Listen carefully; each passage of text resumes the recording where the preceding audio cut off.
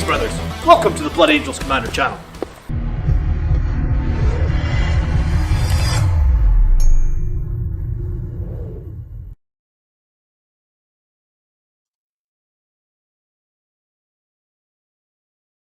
Hello. Good evening. Good evening, good evening, good evening. Hello, folks. Killer, Jamie, Adrian, Miles. What's happening, guys? Welcome to the Weekly Army List show, the show that happens every Sunday night, and we look at army lists submitted by the community. We review them, we tell you what we like and what we don't like, and then people in chat do the same, and hopefully by the end of it, if you have submitted an army, you will be able to get some value out of the show, improve your list. Good evening, Turkey. Good evening, Mike. Good evening, Pana. How is everybody? I can't believe it's the end of February already. Robert, I saw that you sent me the data sheets for the new what they called Brutalis Dreadnought and the Desolators and stuff like that. So I don't really work on YouTube at the weekend so much. I mean, I do live streams at the weekend, but I don't really work on any new, like, pre-packaged content. Usually weekends are family time for me. So, I appreciate you sending over the data sheets, especially as they probably won't be here for me until next weekend. So, I will probably make some videos on the new data sheets. So, any questions or stuff about the new data sheets, I will get back to you next weekend on exactly what they look like, how they fit into Blood Angel's list, what I think of the points costs, all that sort of snazzy stuff. So, as always, thank you to anyone that helps keep me in the loop with the new releases. I'm not a Games Workshop reviewer or tester or anything like that, so I always need to be sent the stuff by somebody who's kind in the community, so I appreciate that. And also, I think like 5 people ordered that Augustus box using the Blood Angels Commander affiliate link from Element Games, so thank you so much for that. I do appreciate it big time. Alright, let's get into army lists. If you've got any questions in the chat, just shout them out. They can be random Blood Angels questions. I will be heavily looking at chat. And let's start with Ryan. And we're going to try and get through a boatload of lists tonight, because I guess a lot of people have Arcs of Omen tournaments coming up. So I'm going to try and do 1, 2, 3, 4, 5, 6, 7, 8 lists tonight, potentially. And next week we're going to try and do 2, 4, 6, 8 as well, right? So lists might be a bit quicker tonight. So if we've moved on from your list, tonight we've got Benjamin, Chronosing, DTM, Felix, Inks, It's Magic, Jim Carroll, and Ryan. Ryan Hall. If we move on from your list and you want to ask a question because I've missed it, either leave it in the comments. I do answer just about every comment I get on the channel, or just shout it out in chat. Yeah, I totally understand people supporting their own friendly gaming store, no problem. And some people are waiting for the Brutalis on its own. I could be tempted, but I feel like as a channel creator or as a content creator for Warhammer 40,000, I should get all the new stuff that is for our army, so that's why I jumped on the box. I already got Heavy Intercessors, and I'm not that excited about the Lieutenant, but I've got the box coming anyway. Alright, this is Ryan's list. Ahead of the 5th of March, I guess people have got tournaments kicking off. So you just started 40k. This list is taking inspiration from you and your advice at the moment. I'm waiting out 9th for 10th, so I don't have to completely relearn rules, but I wanted to get your take on the list anyway. He's got Warlord babysitting Van Vets, he's got a Chaplain buffing the Death Company, he's got Kratos possibly moving down the middle with the Librarian Dreadnought, and an Impulsor is a big threat, and Sanguinary Guard and attack bikes in reserve. I'd love to hear your thoughts. Just be aware of the Kratos.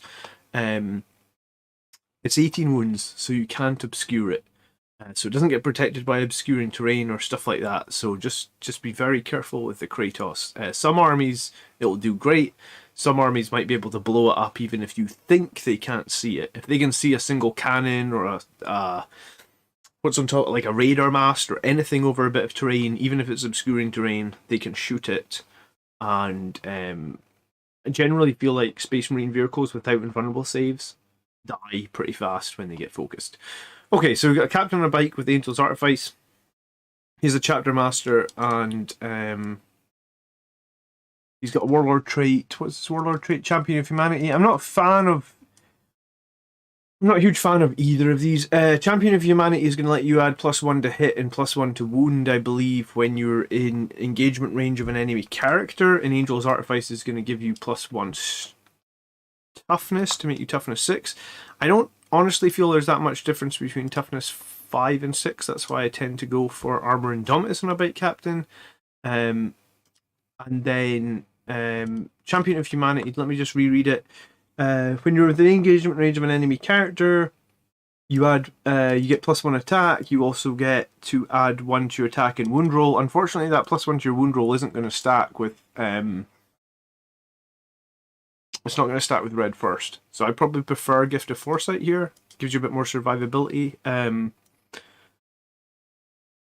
could even be more tempted to take Imperium Sword, because Imperium Sword is going to give you plus strength and a reroll charge. It sounds like you've built this guy to be a combat character. So yeah, I feel like I don't overly rate Champion of Humanity. I think it's kind of situational. You've got Librarian Dreadnought, who's got Unleash Rage and Shield of Sanguinius and a Meltagun. I feel like the Librarian Dreadnought needs to fly, personally, because he's slow as shit, because he moves 6 inches. This Unleash Rage and Shield of Sanguinius as the 2 powers make me think that you're like a buffing character, which is fine, right? Like, Unleash Rage is the best power in the Blood Angels discipline, in my opinion. Shield of Sanguinius obviously gives something a shield. Maybe you're putting that on your Kratos, that would make sense.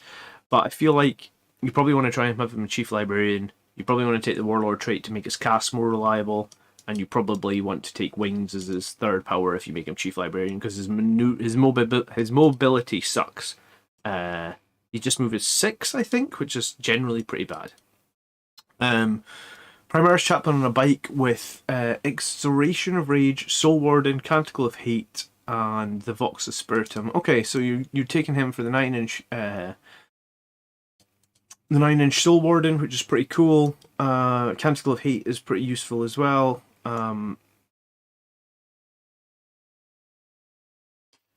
Exoration of Rage is +1 to wound in shooting phase.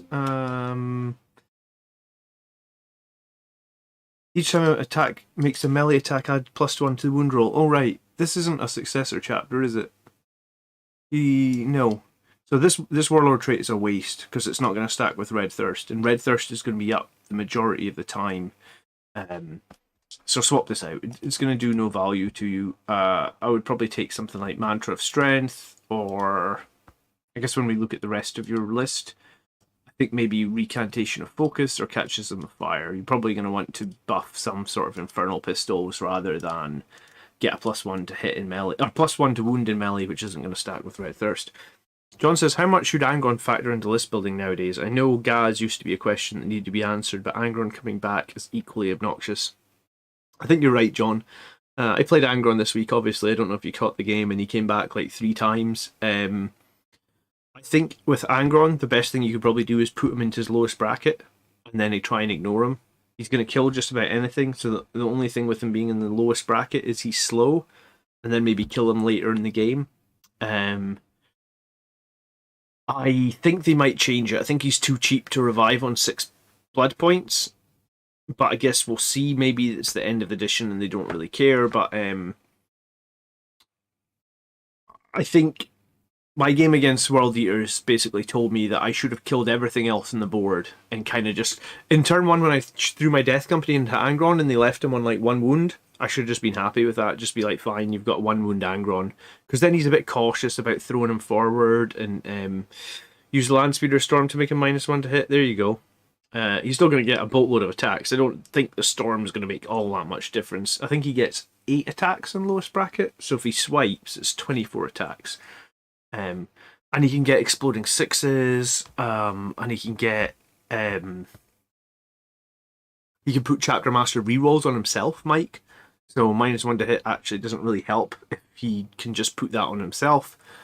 So I think Angron, you just have to ignore him and kill everything else.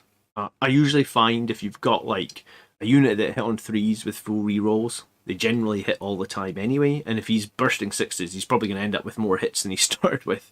So Angron is just to try and ignore him, try and kill everything else and score objectives. Jamie says, great videos with Sam. Thanks, Jamie. Sam, I think, was really appreciative. I haven't checked Sam's channel since Friday, but he was on like 680 subscribers, so I think he must have gained like 100 subscribers. So thanks to anyone that gave him some love. I'm sure he appreciates it. Alright, we've got 4 Blade Guard Veteran. We've got 5 Death Company with 4 hammers and an Infernal Pistol. We've got 5 Death Company with 2 hammers and 3 Infernal Pistols. I like running double Death Company. I'm going to run that in my tournament. We've got the Judiciar. I think if you're running the Judiciar, there's 2 Warlord traits that I love on him that I think are good. Selfless Healer, Selfless Healer, sorry. Selfless Valor is going to be really good for using your Temper Mortis. Rights of War is obviously going to be really good, and I think Rights of War wins games. Like I honestly think if you want to win a tournament as Blood Angels, you should have Rights of War on your list. I think it's the most important Warlord trait because OBSEC wins primaries. It really does. We got 2 squads of Sanguinary Guard. Oh, sorry, we've got 1 squad of Sanguinary Guard, 5 Infernal Pistols. I kind of like that. We've got 1 squad of Vanguard Veterans, all Thunderhammers and Relic Blade and Storm Shield. I think these guys are kind of expensive for Thunderhammers. I get they're mobile. They've got 2 wounds, but they don't have that many attacks. It's just 2 attacks per model, so they're kind of the same as they're kind of the same as Firstborn Terminators. Like, they don't get that many attacks with Thunderhammers. So I'm 50-50 on Vanguard Veterans with Thunderhammers. My personal preference would probably be to just take Lightning Claws or Power Swords. It is good to have 3 damage weapons in your list, though, don't get me wrong. So I guess you've got the Vanguard Vet Thunderhammer squad. You just have to be careful with these guys, I guess. Like, 5 models... It's tricky. I mean, you're crossing your fingers and hoping you spike some 4-up saves. We got an attack bike squad with 2 multi-malus. It's nice that they finally took those down from 60 points a model. I think they were 55 for a while, and I thought they were really good. So at 50 points a model, I'm kind of okay with attack bikes now. You got the Kratos. The Kratos didn't come down in points. It's still 330, which seems expensive. It's been a little while since I looked at the Kratos' profile. Let me just pull it up. Just because, honestly, I haven't looked at it for like 6 months since I made the video about the Kratos. Let's have a look. And how you got the Kratos armed? You have it armed with 2 autocannons, 2 las cannons, the battle cannon, and a multi-mata. Right, let's have a look. The Kratos is 18 wounds, 6 attacks, 2-up save. Is equipped with an autocannon. I think it said you had 2 autocannons. Yep, it's equipped with the battle cannon, which I actually think is quite good. I remember the battle cannon. Where is it? The Kratos battle cannon. My thought would always just shoot it in high explosive, because there's a good number of shots. Like, if you can, I guess if it's in melee, you'll just have to shoot something in with heavy one. But I think I would always shoot it with the high explosive rounds. You've got multi-melt on there. You've got a couple of, I guess, sponson las cannons. 2 of its heavy bolters can be replaced with las cannons. I guess you've got a couple of heavy bolters on there as well. Or you've replaced the heavy bolters with autocannons. 2 of the heavy bolters are replaced with autocannons. 2 of them are replaced with las cannons. Okay, I mean, I don't like las cannons because they're swingy. It doesn't feel like it gives that much firepower for 330 points. I guess relatively speaking, now that they brought down like repulsors and land raiders, yeah, it doesn't. I don't know. I mean, it definitely doesn't feel like it's got a nice cannon on it. The autocannons are like average. You're getting 4 shots, strength 7, -1/2 damage. A couple of las cannons are swingy as all hell. A multi-melt is okay, good. I think probably before I said the Kratos was okay. Now I think with the fact it didn't get points drops. I think it was 330 before. That's ringing a bell. I think it's maybe like comparatively like 50 points overcosted. I feel like if you took a Kratos against the Storm Raven might be the better option now. And you having to pay CP to include the Kratos as well. Oh, horrible. But okay, I mean, if you've bought the Kratos, use it. I just don't think it's a super competitive option at the moment. Have you submitted your list to your next tournament? Curious to see what you went for. Yes, I have submitted it. I can send you it on Discord. And there's an impulsor with the shield dome, and I assume that there would be the blade guard and the Judici inside the impulsor. So that's kind of what I've had, right? Like, I've had the impulsor with the blade guard inside. I've run 2 Death Company, a mix of hammers and infernal pistols. I've been running like 1 Sandguard, 1 Terminator squad, but there's not that much difference here. A little bit of fire support in the Kratos and the attack bikes, double infiltrators to screen your side of the board, Captain on the bike, Primaris Chaplain on the bike. I hate the Librarian Dreadnought without anything to improve his movement. I mentioned that. I mean, it might be worth just running this Vanguard Veteran squad with Lightning Claws to save on like 28 points. And if I remember off the top of my head, I think the Librarian Dreadnought upgrade, I think it used to be 25 points. How much does Chief Librarian cost now? I guess I haven't used everything in the new Chief Librarian. Hold on, Chief Librarian. How many points is Chief Librarian now? It is 20 points. So yeah, I would probably, if this was me, I'd probably try and shave some points off this Vanguard Veteran squad, because it's about the only option you could shave. Like, these Thunderhammers used to be 12 per model. They're probably like 10 per model now. So I'd try and shave some points here, probably to get the Chief Librarian upgrade, because that's fine. Worst case, I would maybe drop 1 Infiltrator squad to an Incursor squad to save 10 points as well, because I think the Librarian is going to be a lot more useful to you if he's mobile. And then, yeah, the Kratos... I mean, I've run super heavy tanks before. I don't know if the Kratos quite fits the bracket of super heavy tank, but like it's 8 toughness and 18 wounds. They're difficult to win events with. I ran an Astreus, which I think at the time was about 550 points. And it's 8 toughness, 8 and 30 wounds. The same 2-up save.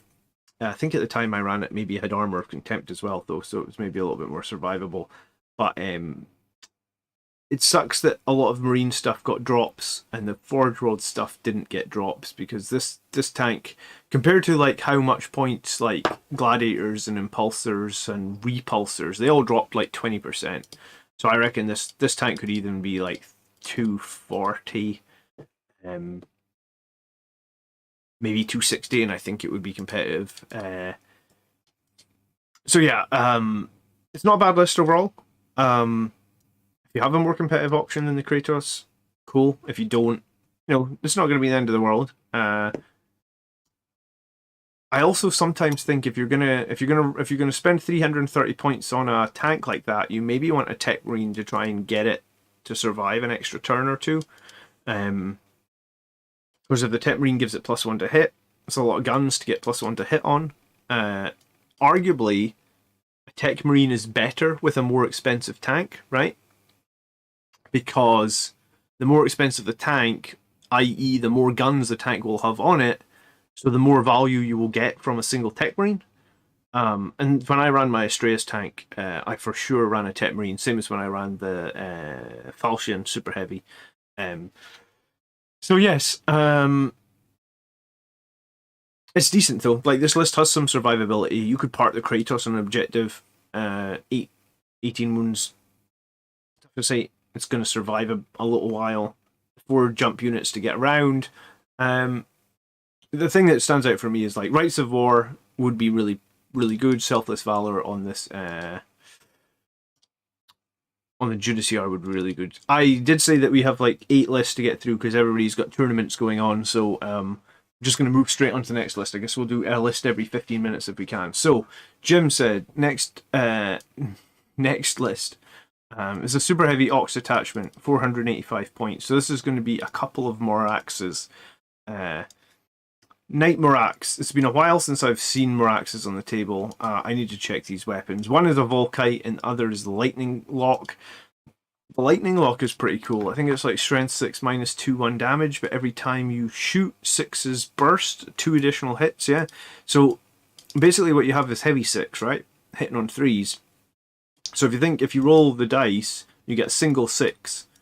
You make up for, like, if you had heavy 6 and you roll a 1, a 2, a 3, a 4, and a 5, and a 6, you end up hitting all 6 times, right? Because the 6 procs the double hit, which makes up for the 1 and 2 that you miss with. So he's got 2 Moraxes with Lightning Locks, and then with a siege. What the hell's that thing? A rad cleanser? I have no idea what a rad cleanser is. A rad cleanser? It's not on this page. Why would it not be on the page? God damn it. Oh, rad cleanser.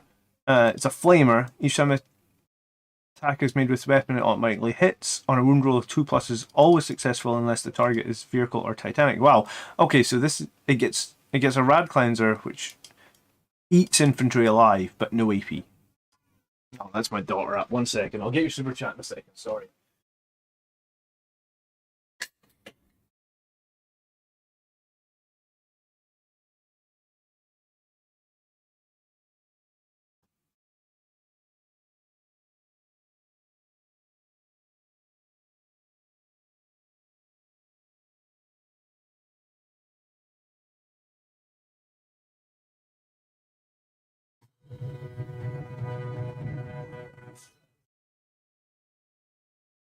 The_dirty_wizard donated £5 via Super Chat.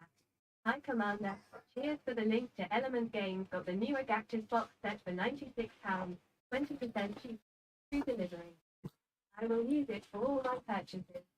Dirty Wizard, you're a superstar. Thank you so much. It is 20% cheaper, Element Games. I don't know why anyone honestly buys from Games Workshop directly if you're here in the UK. Get it 20% cheaper on Element, and they do free shipping if it's over $80. So, Maraxes are not point efficient as the others. 155 points for Maraxes. And what else is the other weapon? It's a Siege Claw, but just like the combat weapon. Siege Claw. Wow, D6 damage claw. Strength 12 -3. If it targets a vehicle unit, add 2 to the damage. D6 +2. Alright, I mean, the Morax is not bad. And then also the Volkite. How does it equip the Volkite? Any number of models can have their Volkite replaced with the following. Alright, it comes with the Volkite by default. Any number of model can have the Rad Cleanser replaced with Volkite. Alright, so it's one that's got double Volkite. It's basically heavy 5, strength 6 -1, 2 damage. Alright, so it's kind of a bit like an alternative version of running Helverins.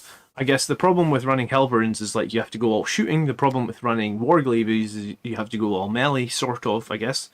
Hook us up with a Canadian retailer. I wish I knew one, Adrian. I wish I knew one. Because I don't really have any good links for American or Canadian retailers that have like the same sort of discounts that you get here in the UK. I'm sorry. I wish I did. Okay, so let's go on. A captain on a bike with adamantium mantle, artifice, angel's artifice, and that's it. I'm confused why people keep taking angel's artifice over Armor Indomitus, because Armor Indomitus is better in almost every way. You lose 1 toughness, but you get once per game a 3-up invulnerable save, and that's the turn that here's the. Now let me just read the Armor Indomitus text to you, so you're 100% clear why Armor Indomitus is better. And I didn't know this when I first started playing, or when I first picked Armor Indomitus. So Angel's Artifice, we'll just read that one first. Angels, if I can spell angels.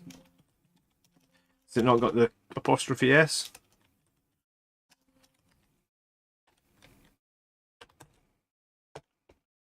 Where is it?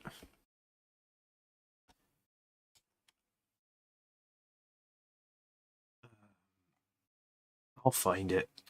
God damn it. Oh, it's Angel Artifice. That'll be why I can't find it. Alright, Angel Artifice, right? The bearer has a save characteristic of 2+, +1 wound, +1 toughness, right? Armor Indomitus. The bearer has the wound characteristic of +1, this 2+ save, so the only thing you're missing is +1 toughness, but once per battle, before making a saving throw for the bearer, it can activate the armor's force field. If it does, until the end of the phase, the bearer has a 3-up invulnerable save.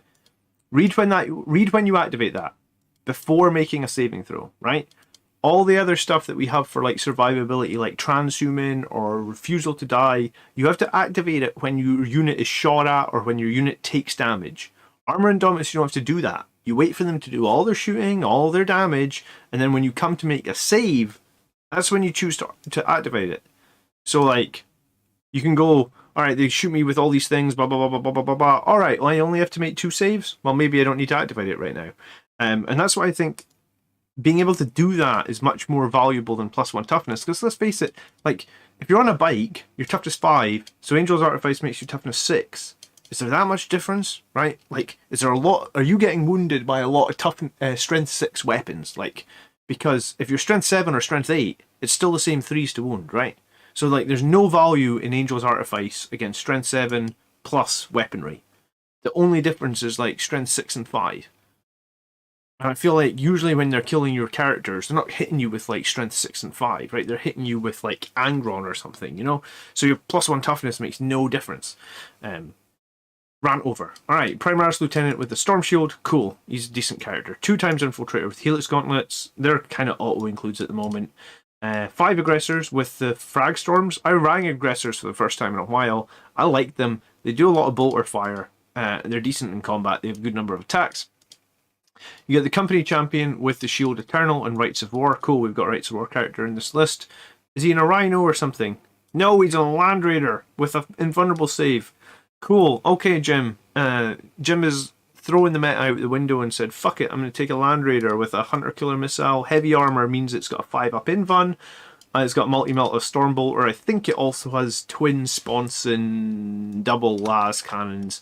It's been a little while since... I feel like I just keep saying it's been a little while, but everybody's using all their crazy shit in Marks of Omen. Yeah, it's got 2 twin las cannons. He's paid the 15 points to get the heavy armor. He's paid for a multi-melta. I guess it must say down here somewhere. It can be equipped with a multi-melta, and what else did he put on it? A Stormbolter. Yeah, I mean, fine. Fine.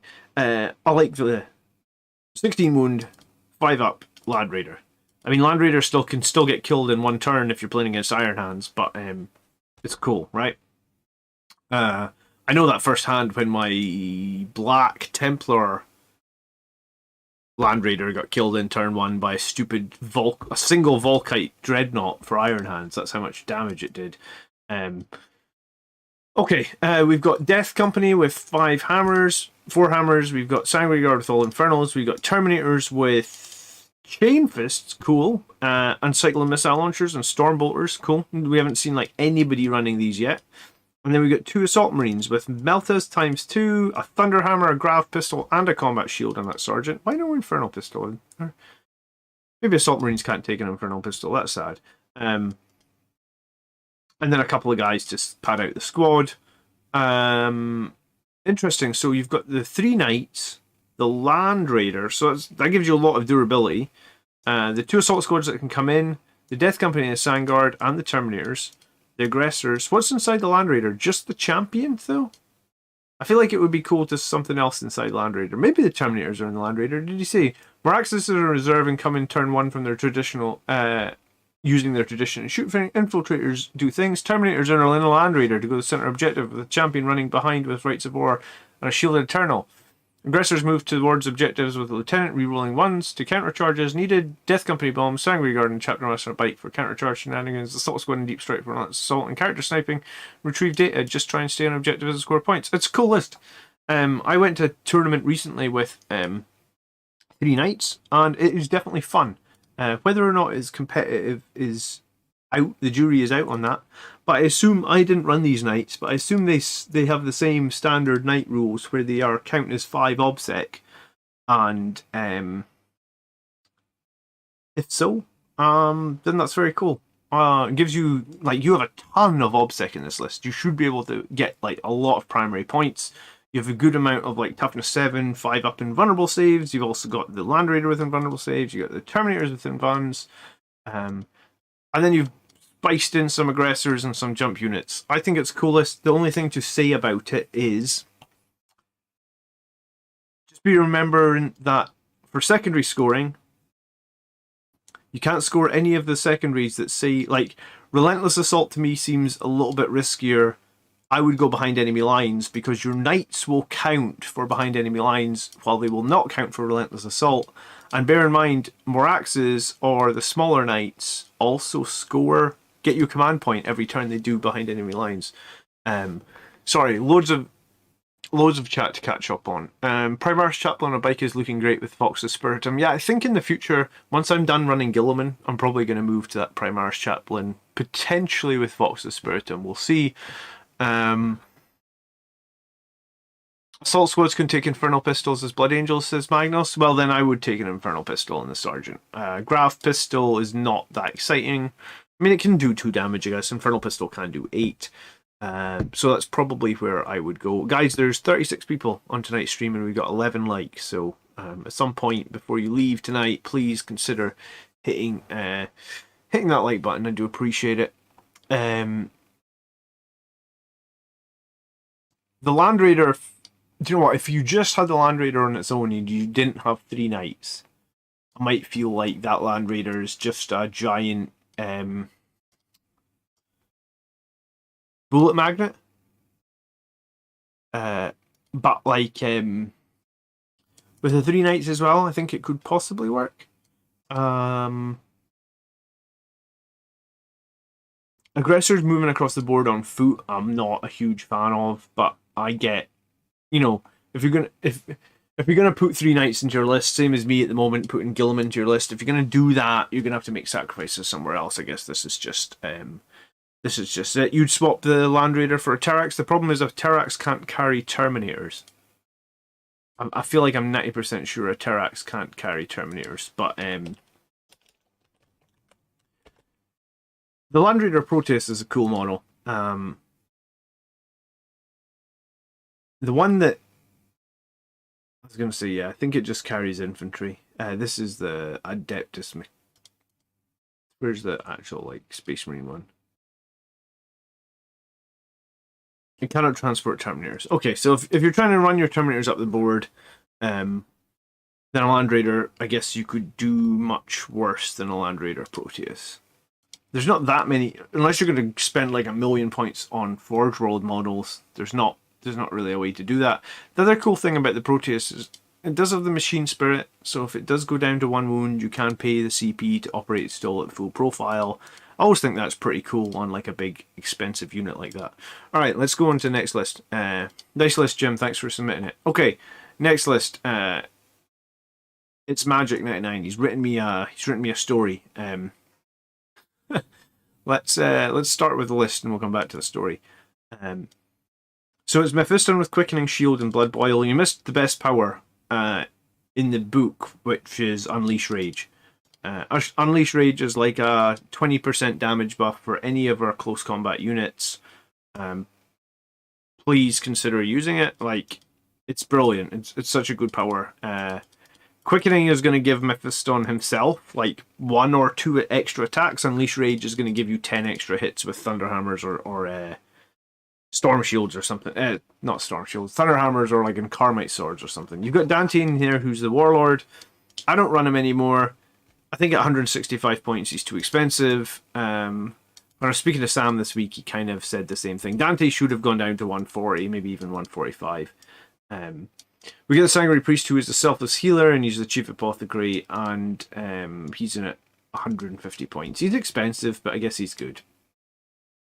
Troop-wise, you've got 4 troop choices. You've got Assault Intercessors with a 3 Thunderhammer, you've got Heavy Intercessors with the Bolt Rifles, you've got Incursors with a Haymire Mine, and Infiltrators with a Helix Gauntlet. I mean, that's too many troops for a start.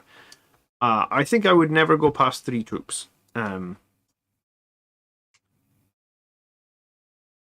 I feel like Heavy Intercessors and Assault Intercessors are just weaker choices for Blood Angels. They're okay, don't get me wrong, like you can win games with these troop units and they are okay, but Blood Angels excel in melee combat, but troops aren't typically that good in melee. So the only reason to run troops really is to hold objectives or do shenanigans, and I feel like Infiltrators and Incursors do that best. So that's my opinion. We've got 2 squads of Blade Guard, a 4 and a 3. We've got the Company Champion, who I guess you've picked a Legends pickup. If you're playing Legends, that's fine, but he can't typically have a jump pack anymore. He has the Burning Blade and Imperium Sword. I would not run the Burning Blade. I would run the Angel's Shard, I think, because I feel like the Burning Blade has a ton of AP that's just going to get wasted, right? Like, it's AP minus 5, so you're going to end up hitting people at AP minus 6. Well, you're just going to push everybody onto their invulnerable save. Most people, like, anything over AP 3 is it's honestly kind of wasted. The Angel Shard, on the other hand, is going to be AP minus 4.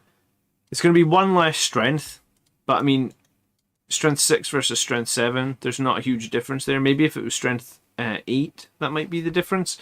But then the cool thing is, if you're fighting Chaos, the blade's going to do 3 damage, and if you're fighting monsters, Chaos monsters, the blade's going to do 4 damage. So if you're dead set on upgrading a relic to a special sword on the company champion, I feel like I would take the Angel Shard, just because there's enough Chaos, and there's enough Chaos monsters, Koth, Angron in the meta, to do that now. You've got a Redemptor with the Macro and the Onslaught.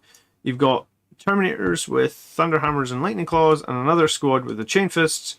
You got Vanguard Veterans with a bunch of Storm Shields and Power Swords, some Relic Blades, some Power Fists, a Thunderhammer, and then you've got the Valiant, which is the Multi-Melta / Twin Laz Talons version of the Gladiator. Okay.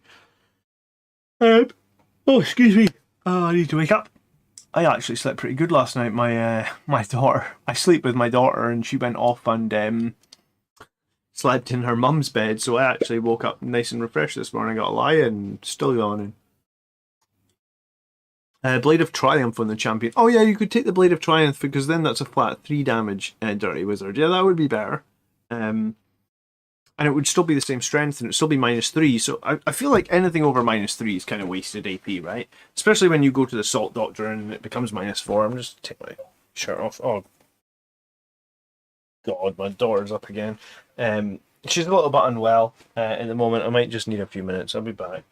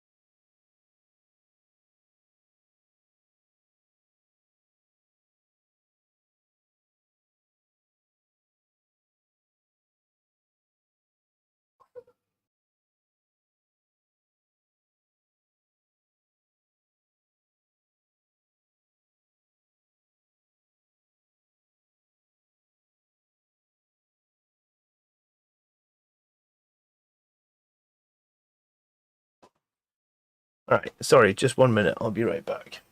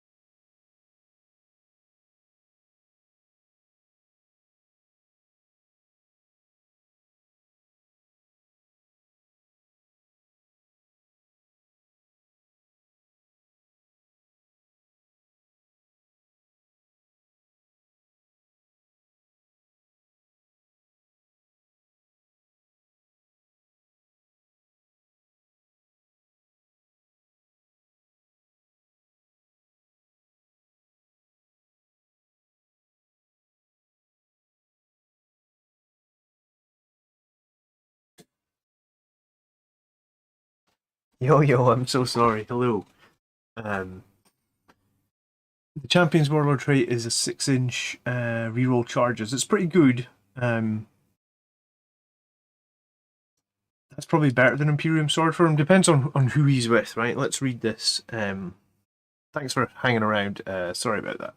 Okay, so thanks for reviewing my list. I'm quite new to the actual game. I have spectated many games and tournaments at my local tabletop store. Okay, with the repeating emphasis on the need for survival, we've gone for a list that does that. I've tried to make it list stay relevant to the new Arcs of Omen, and what I find cool with. It's really important at the moment to play with what you find cool with. Hey Jason, good evening. Highland Phoenix, how you doing? Because I think if you're not looking to have fun, then why are you playing the game? It's fine to go super competitive at times, I think. I'm not beyond doing that myself, but having fun is kind of why we're all here, right? I didn't want to take 2 infiltrators. So he's trading cursors and maybe some points of Vanguard gets, because sometimes I've seen people not take any reinforcements at all. Do you know what? Before the season, it was very common to not see reinforcements. However, in this season, I think there's more. I don't think 2 infiltrators is a waste. For full disclaimer, I'm running 1 squad of infiltrators at the moment. My plan is to win through points and own the center of the board with Terminators and Blade Guard, with the chapter champion there as a T4 infantry or character killer. I like the Zephyr model a lot, and I use it on its 32 base. Yeah, unfortunately, you can't do the jump pack on him. Because it's not valid right now. I know Chapter Champion is odd pick, but I think as a leader for the center it could work. I have the Imperium Sword on him right now with the Burning Blade. Like I said, I don't think the Burning Blade is the best pick. I would take... The Chapter Champion can take his own relic, which is the Blade of Triumph, which is +3 strength, -3, 3 damage. I think that's better than the Burning Blade.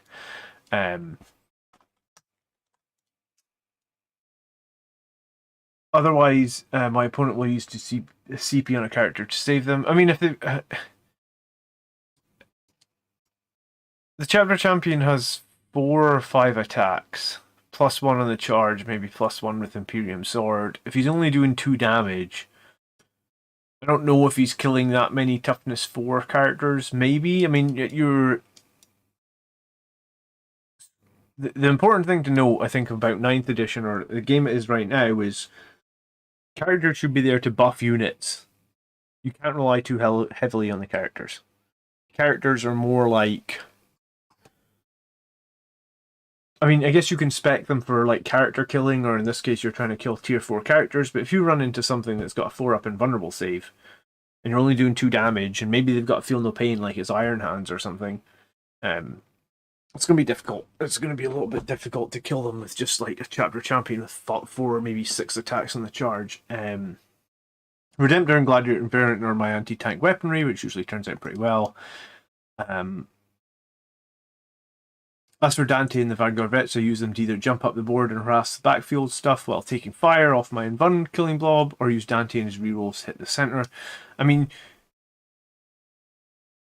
the way that you typically play the best way to play a chapter master at the moment, in my opinion, is you give chapter master rerolls to a Death Company and you Forlorn Fury them 24 inches, or you give chapter master rerolls to something else that has a boatload of attacks and you get them in the enemy's face.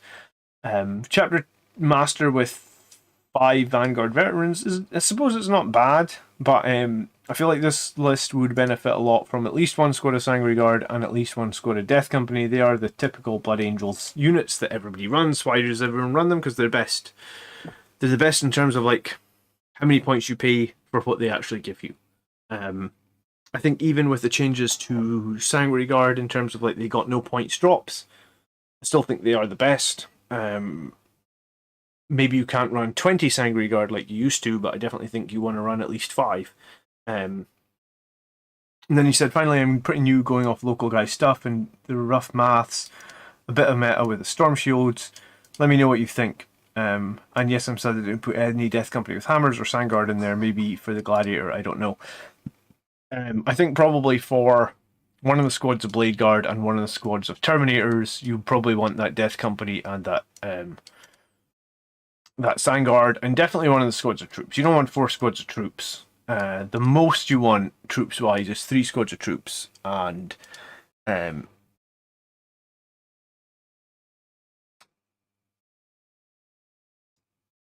you are going 3 squads of troops, I think you want infiltrators. Let me do your graph real quick, Antonius. I really need to make a video on this at some point, so it's super clear for people, right? Death Company and Forlorn Fury, right? It's very easy, and once you've done it once, you'll never need to see it again. So let me just give me a. Can I just get a pencil? A nice thick pencil. I don't want a watercolor brush. I just want a pencil. All right. So here's the deployment zones. Can I get something thicker? Yeah, perfect. All right. So here's the deployment zones. This is going to be the worst graphic you've ever seen, and they're 24 inches apart, right? So like 24, 24.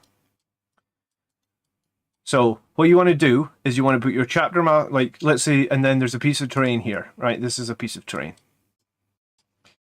What you want to do is you want to put your chapter master as far forward on this line as possible. This is your chapter master, right? You want to deploy the 5 Death Company behind them. And you never want 10-man Death Company, right? You just want 5. Turn 1, you're right, we can do, ideally actually one of them is level with the chapter master. So you've got one standing next to him probably, and god damn it, I'm the worst graphic artist ever. And you got 4 behind, right? So when you go first and you use your pre-game move, you move this first guy forward 12 inches, so he's halfway into no man's land. But then you've got coherency of 2 inches between models. So you just need to use coherency like twice, and then this chapter master is now within 6 of the back guy, right? That's 6. You can actually put the other 2 Death Company guys up here. So at the start, the chapter master is within 6 of the back guy. He can give the buff, and now you can move forward 24, putting your first guy basically in their deployment zone or right on their deployment zone. Yes, the back guy will be 6 inches behind. So if you roll, like let's just say you're going to charge an enemy unit here, and this is 3 inches, and you roll a double 1 or something, and you just touch it, then yes, the back guy will not be able to have enough movement, even with his 3-inch pile-in, to fight. So so just be aware that like if you are going to charge something that's like, let's say back here or something, it's going to be very difficult to get that guy who's daisy chained back 6 inches in. But if you're going to make a very small charge to something like here, then like any charge roll of like 4 or 5, let's assume that was 3 inches, then you would get +1 for Blood Angels. So you'd probably be, by the time you add in your 3 inches consolidation, you know, so if you rolled a 4 +1 5 plus your 3 inch consolidation, that means your back guy's moving up 8. He then arguably will be within 1 inch of the guy in the front line, and everybody can fight, right? That's the worst graphic ever. Hopefully that made sense. Yes, so my thought is on this. Lose one of these 2 troop units. Either lose a Terminator or a Blade Guard squad. Death Company and Sandguard in here, and also fix this chapter champion. Give him the Blade of Triumph. Lose his jetpack because that's not a valid option. Anything that says Legends means it's like dead. Like you just can't have Legends picks if you want to play competitive. And dare I say it, maybe this Gladiator Valiant might be better as a Gladiator Reaper. If you watch any of the games that I've done on the channel, and like there's a lot of games that I've done over on the channel, if you guys are not aware, there's playlists on the channel, right? So like if you go to what the URL is actually is like YouTube_BA Commander, right? The slash. If you go to the playlist tab, or maybe you don't actually maybe that's not the best place to see them. Maybe just scroll down here. Like I've got all my videos, I've got my tactics playlist. If you scroll past competitive armies and go to like live battle reports, just go to any of those battle reports in the last year and find one that I go first in. And you'll, like 9 times out of 10 when I go first, I'm Forlorn Fury. And I do that every single time. And it took me a little while to realize that the best way to do it is to make sure your captain, and I want to daisy chain my priest there as well, because I want the priest to give out the Blood Chalice ability. So that basically the Death Company are hitting rerolls and an Assault Doctrine. Those 2 need to be on the front line, right at the front. Because if you don't put them right at the front, let's say you put the Death Company right in the front, you're going to be daisy chaining some of those Death Company back anyway, right? So So you need one Death Company and both characters that are handing out buffs on the front line. You can actually do it with the Sangre Ancient as well. If you do it with the Sangre Ancient, if you've got like a daisy chain of all three of them, then the Sangre Ancient let the Death Company move 14 inches and get +1 to hit. So I think in one of my tournaments I actually had my Death Company getting full rerolls from Chapter Master, +1 to hit from the Sangre Ancient, Assault Doctrine from the Priest, and then Mephiston can cast Unleash Rage, or a Psyker can cast Unleash Rage 12 inches without line of sight, because you don't need line of sight for Unleash Rage. So basically you've got like a Death Company with like 25 Thunderhammers, hitting on 3s, re-rolling all hits, 6s are bursting an extra hit. And then like you can like, I played a game in a tournament one time where the guy like looked at me after turn 1 and he was like, I think I've lost the game. And I was like, you've not lost, let's keep playing, it's fine. But yes, nobody uses Arts of Omen detachment for +1 patrol for 8 elites. I don't know what you're on about, Nucky. What are we talking about? Alright, so next list, Inks. Cool. I've not seen Inks in the chat for a little while. Inks, if you are watching this, hopefully this catches you before you go into an event or something. Thank you for the list. We have his Chapter Master with Soul Warden, and I hate this G-Force thing that always comes up. Rites of War, and Visage of Death. Alright, so he's running basically like Visage of Death, Rites of War, Chapter Master. Has he got a jetpack or is he on a bike? I don't know. I assume he's on a bike, because if it was a jetpack, it would say jetpack, right? No, it must be a jetpack because the bike captain can't take a relic blade. Alright, so we've got a Visage of Death, Rites of War, Chapter Master. We got the Sanguinary Priest, who's the selfless healer. We've got Incursors and 2 Infiltrator squads. I like it. Isn't there a weird thing where you can't take anything but an armor Arcs of Omen detachment? Yes, unless your allies are like unless you're allied with like Votan or something, you can't take a patrol detachment at the moment. Like it's not an option.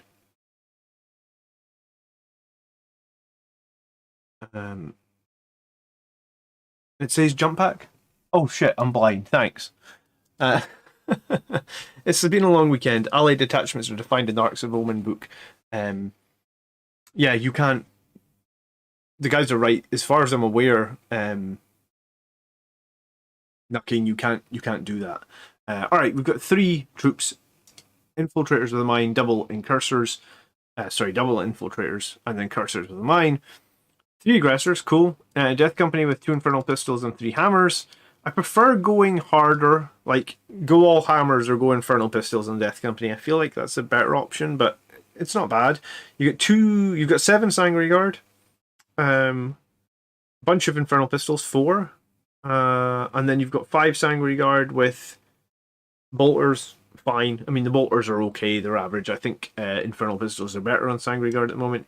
You've got scouts with heavy bolter and sniper rifles, and 1 with an Infernal Pistol Thunderhammer. It's kind of ridiculous that the scout sergeant can have an Infernal Pistol Thunderhammer, right? You got a Terminator squad with 3 Thunderhammers and Lightning Claws. I've actually just made the switch to 4 Thunderhammers and Lightning Claws on the sergeant. But I guess this isn't a bad choice. You've got a squad of suppressors to deny Overwatch. You've got Outriders. Got Assault Marines with Lightning Claw and Infernal Pistol. You could put a Combat Shield for free on that sergeant, so do that. Combat Shield to give him a better save. You've got 2 with Plasma Pistols and Chain Swords, I guess, and 2 with Chain Swords and Bolt Pistols. You've got Heavy Melter Rifle Eradicators, 1 with a Multi-Melter. You've got the Lancer, and then you've got the Landspeeder Storm, and that's obviously for the Scouts. Okay.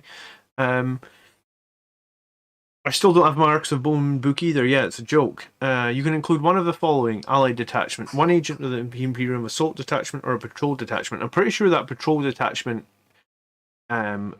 is only allowed to be Votan, right? Hello, Jim.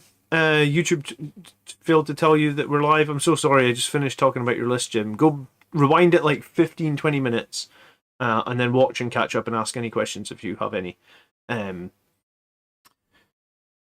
I'm sure I just did Jim's list. I'm losing my mind. Yeah, no, I did your list earlier, right at the start of the stream. So maybe we're relying like 45 minutes or an hour or something, Jim.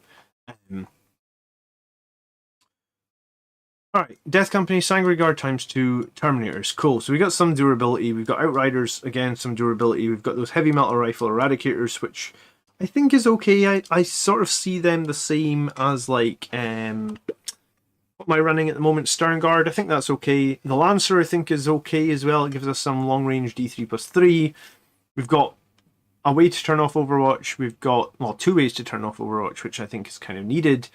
And then we've got 3 troop choices to kind of hold down the map. The Priest is useful. The Rites of War, Visage of Death guy is obviously very useful too.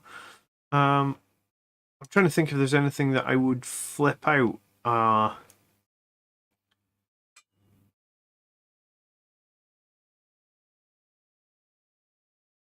don't have that much. I don't have that much familiarity playing like Landspeeder Storms. In fact, I have none. And playing suppressors I found was pretty difficult, right? Because suppressors are cool until you move them. And then when you move them, they're -1 to hit. So I guess try and set up your suppressor somewhere where you don't need to move them all that much. I mean, they got 48 inches. You shouldn't need to move them all that much. And then I guess having the Outriders and the Aggressors to push middle might be quite nice. 5 CP. Oh yeah, you put in Armor Indomitus on the Priest. I think that is, if you're going to run that Priest, I think it is worth trying to make him more survivable. So I would go Armor Indomitus. Outriders are just not good enough, says Highland Phoenix. It's Outriders or it's Van Vets with Storm Shields, in my opinion.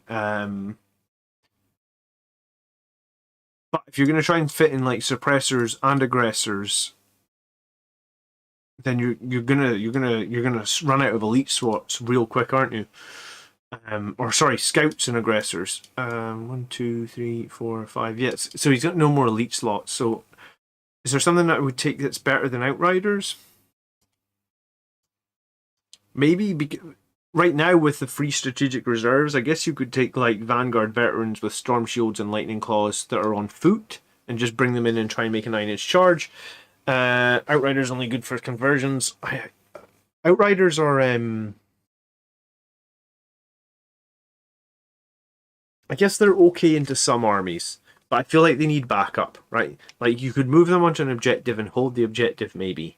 But like I don't think they do very much killing. Change the suppressors to a whirlwind.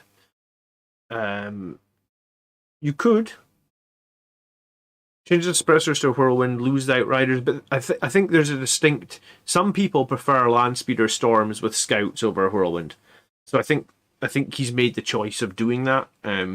I'm not going to knock him for doing it. If that's what you like to do, go for it. You know, they're both they're generally decent options. Just yeah, my experience with suppressors is it's when they move, they're only hitting on 4s, which is really kind of bad. And then Outriders, my experience is they only have bolters, so they don't kill that much with the bolters. When they charge, they get +2 attacks on chainswords, but chainswords aren't that killy. And then once they lose those +2 attacks on charge and they lose any sort of shock assault bonus, they actually can end up getting like tar pitted just because they don't kill very effectively. So the 2 units I don't overly like in this list are Outriders and Suppressors. You spent almost 200 points on them. You know, you could do Plasma Inceptors, you could do Attack Bikes. There is probably some better options here. Could do a Gladiator Reaper. Have 2 Gladiators. Have double Gladiator Reaper. How about that, Highland Phoenix? We didn't see that. This could actually be a good list for double Gladiator Reaper. But yes, I suppose it depends on who you're playing. If you're playing a lot of Tau, suppressors are going to be useful. Suppressors are core. Yes, they are core, but I mean they're very unlikely to stay with your chapter master, who's probably with Death Company, Sangard, far forward.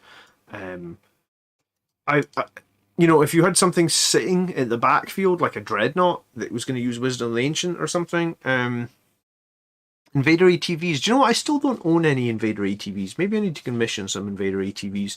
I guess they're probably a little bit better now. How many points are in an Invader ATV? Because they used to be.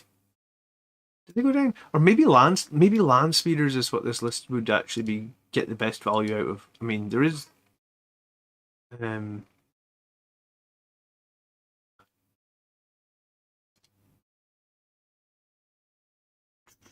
Invader ATVs are 70. Toughness 5, 8 wounds. A land speeder is like 60 and it's toughness 6 wounds. So there's probably very little between them. I guess the land speeder tornado I think would be 70 as well. If you're looking for efficiency, I'd probably say like 3 tornadoes here would probably be better than Outriders and the suppressors. But you need to find like 15 points somewhere, which can actually be very difficult to find. Like some points now that all the upgrades are free, you kind of have to drop huge models or full models. So maybe you could go like, maybe if you could go like 3 Land Raiders. Sorry, Land Raiders. You could go like 2 Land Speeders, and then maybe an attack bike or something. I don't know. But I mean, I'm just picking at the units that I don't like. Whereas, like objectively, if they're providing value in the list and you think they're doing something and they're, you know, we talk about you need to throw something on an objective. Well, I mean, you can throw Outriders on an objective. They have a lot of wounds. They have toughness 5. You don't mind so much if they die because they're only 100 points. If you bought more suppressors, would steady advance be worth it? Suppressors can only be running squads of 3, which is dumb. Suppressors are like a unit that time forgot, right? Because they wear like bulky armor, but they just got 2 wounds. And they can only be running 3, and they've got no war gear options. You could mastercraft the suppressor sergeant's gun. I don't know.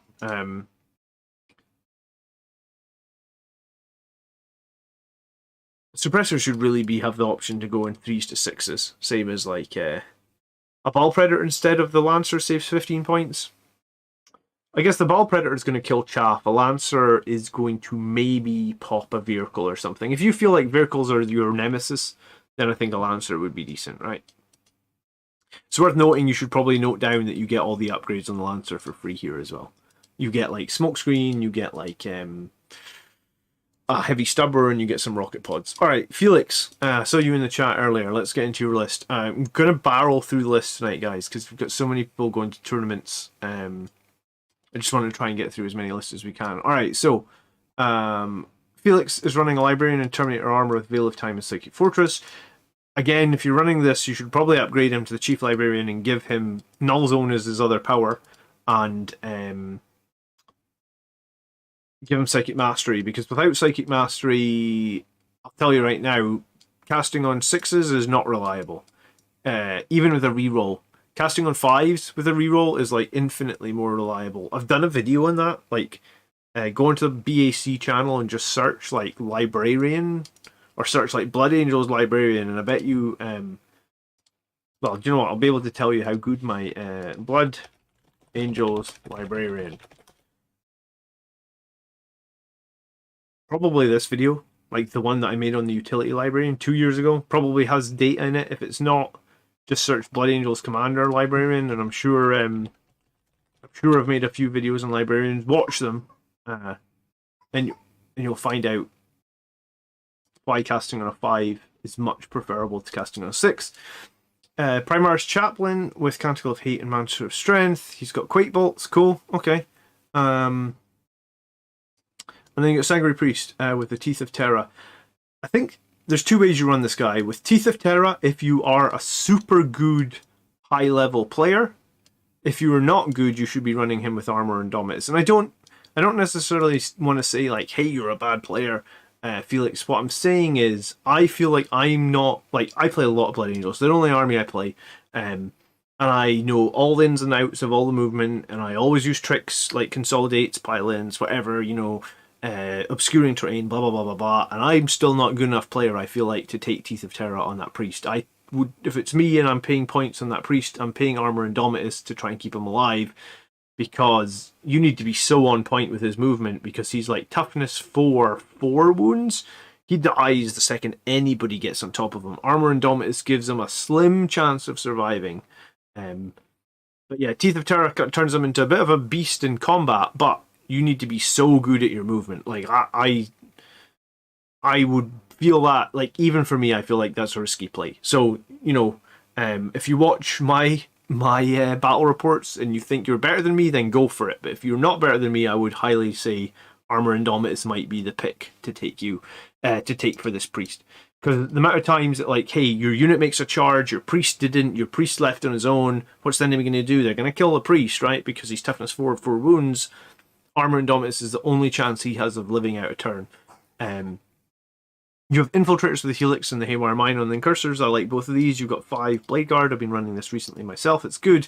You get 2 squads of Death Company with 4 hammers. Again, it's good. You've got the Relic Contemptor Dreadnought with the Dreadnought combat weapon, a Twin Volkite, and the Cyclone Missile Launcher. You've been watching the channel, I think, because this is the one that I recommend, or very similar. You've got 7 Sanguinary Guard, all with Infernal Pistols. You've got Death Company with all hammers. I would think about having 1 or 2 guys with Lightning Claws in the squad, just because I think hammers make you kind of one-dimensional. And also they're weak against -1 damage enemies to a certain extent. And if you don't kill the enemy, if you get tar pitted, you don't get many attacks, right? Like, Thunderhammer Terminators only get 2 attacks if they're not charged or being charged. And with a 50-50 chance of hitting, because they hit on 4s, essentially you only get 1 hit with Terminators that haven't been charged or didn't get charged, etc. So if you like this week, I smacked into the World Eater Terminators, I killed 3 Terminators or something, he killed a couple back, and then next turn there's no charges, so my Terminators, the chance of them actually finishing off that squad is like nothing, because they don't have any attacks after the first turn, whereas if you have double Lightning Claws, everybody's got 2+2 attacks. My squad at the moment is actually running the Sergeant with Lightning Claws and Thunderhammers on the other 4. We've got Landspeeder, we've got Eradicators with the heavy melt rifles. You should probably just put a free multi-melta in the squad for free, because you get it, and why would you not? You've got Lancer as well. This time you didn't include the extra stuff. It's worth noting the Lancer also gets auto launchers and rocket pod, and then you've got the Impulsor. So Impulsor will have the Blade Guard inside, of course, the Priest, the Librarian, and the Chaplain. The 2 Death Company, I feel like one of the best ways to use this Death Company is to give them Chapter Master rerolls in turn 1. You don't have that. You also don't have Unleash Rage, which are the 2 powers that are really going to make this Death Company excel. So that I don't love. The Relic Contemptor is a good survivable unit. The Terminators are survivable. Sanguinary Guard with all pistols, good. Lancer and the Eradicators give you some fire support. You don't have any like Fight Last or Denial Overwatch or anything like that, so that might be a bit of a weakness. Let me read what you said. I've been running the Priest with no Warlord trait and no Relic because he dies too easily. Really only have there for Assault Doctor and an occasional res as Jim. Yeah, I mean, that's how I run him, Jim, as cheap as I can, and I haven't been giving him any Warlord trait, but or Relic, but like, I do think if you're going to spend the Relic on him, Teeth of Terra feels like you're... But I mean, arguably, I suppose you could just say that if the Priest gives 2 units Assault Doctrine in turn 1 and 2, then arguably you just suicide him and to do some combat damage in turn 3. That could be okay. What's the Relic to give +1 attack without shot tactics? It's a Primaris only one. Maybe it's worth it with a lot of Terminators. I mean, it could. The Sanguiner also has that aura. I believe Highland Phoenix, but no one runs the Sanguiner. Felix says, thanks for the great content on the channel, especially the Army List review show. I found it really valuable as a returning Blood Angels player. This is my first draft of a 2K point list, so analysis or suggestions would be helpful. I have Eradicators and the Lancer as my anti-vehicle. Let me know your thoughts on the Lancer specifically. I think Lancer's okay, but I mean, typically Blood Angels eat vehicles alive in close combat, so I could be more tempted to go for a Gladiator Reaper. I also have a Landspeeder, but I'm not convinced on it. The Landspeeder you should be reserving, or you should be deploying it behind obscuring terrain, and the land speeder goes both ways. In that some games it will do 14 damage or 16 damage in a single shot and evaporate somebody. In other games it will do nothing. Hey Riel, I think you spoke to me a while ago, but I've forgotten how to pronounce your name. Please tell me again, because I have a memory like a sieve with my kids. I've been using the priest as an icon of the angel bearer. Yes, that's another good pick for the priest. Like, icon of the angel to let you reroll charges. If you fail your charges, you don't do any damage. So, the librarian in Terminator Armor, he seems like the odd piece out of this puzzle. I think you probably want to invest in a chapter master. I got it right. Okay, cool. Thank you. Sorry. People always ask me things, and I don't get enough sleep with my children. I don't remember anything. The chapter master, I feel like, is the core. Like, a lot of people run Dante, a lot of people just run a chapter master. It's like the core component of a Blood Angels list at the moment. Especially if you're going to try and do this double Death Company. The strength of this Death Company really is being able to reroll the hits. If they just hit on 4s, they kind of suck. If they hit on 4s and they reroll everything, they're pretty good, right? Or if they hit on 4s, they reroll anything, and they're exploding 6s, and they're in the Assault Doctrine, then they're really fucking good. So, I think you probably want to find yourself some sort of chapter master model. Think of the land speeder as an assassin for a tough target. Run it right up to it, make it the closest enemy, shoot it with both multi-matlas. One of two things happen: you'll do 0 damage, or you do 14. I think the most it can do is 16, because if you're in half range, you get +2, and you roll a double 6 for the damage roll. And I've done that before. I've done 16 damage to a Demon Prince, like a 10 wound Demon Prince. I've evaporated him with my land speeder, but then I've had 4 games in a row where the land speeder's done nothing. So I think you can't analyze a land speeder on one game, right? The same will happen with heavy metal rifles or eradicators, honestly, because you bring them in from strategic reserve, they'll only hit on 4s. You get 6 shots hitting on 4s. That could swing to 0 hits to 4 hits. I mean, or 0 hits to 6. It could be exactly the same, right? I think the one thing so the 2 things that Blood Angels players, or the 3 things that people think that really help us, are removal of Overwatch, fight last, and probably like reroll charges. So that's the 3 things that have been mentioned, right? Icon of the Angel. I guess the other thing to mention is the chapter master rerolls. So if you're just coming back to the game after a long time, Felix, this is pretty good foundation. You're not far from here. I think if you've got,